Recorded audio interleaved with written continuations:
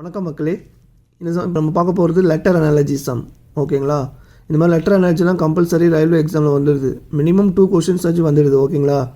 So இது மாதிரி வந்தால் என்ன பண்ணணும்னா, ஃபஸ்ட்டு நீங்கள் பண்ண வேண்டிய வேலை என்னென்னா, ரயில்வே எக்ஸாம்லாம் வந்துச்சுன்னா ஒரு ரஃப் ஷீட்டில் கார்னரில் A to Z வரைக்கும் கோட் பண்ணிக்கோங்க. A1 B2 அது மாதிரி எழுதி வச்சுக்கோங்க. அப்போ தான் ரொம்ப ஈஸியாக இருக்கும். ஓகேங்களா? சால்வ் பண்ணுறதுக்கு. வாங்க இந்த சம் எப்படி சால்வ் பண்ணுறதுன்னு பார்க்கலாம். AF5 13.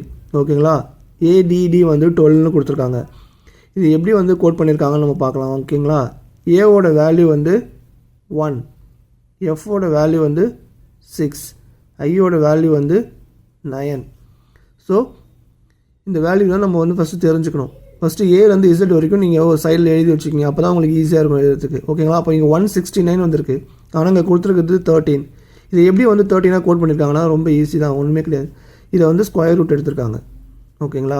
ஸோ 169 ஸ்கொயர் ரூட் எடுத்திங்கன்னா 13. ஓகேங்களா? 13 × 13 தான் 169. ஸோ அப்போ ஆட் பாருங்கள். A 1, D 4, D 4. ஸோ இதுக்கு ஸ்கொயர் ரூட் எடுத்தால் வரும். 144க்கு ஸ்கொயர் ரூட் எடுத்தால் 12. ஓகேங்களா? ஸோ CFA இதுக்கு பிளேசிங் வேல்யூ CFA இதுக்கு பிளேசிங் வேல்யூ ஆல்ஃபபெட் அந்த வேல்யூ கண்டுபிடிச்சி அதுக்கு ஸ்கொயர் ரூட் எடுத்திங்கன்னா உங்களுக்கு ஆன்சர் கிடைக்கும். அந்த ஆன்சரை கமெண்ட்டில் மென்ஷன் பண்ணுங்கள். ஓகேவா?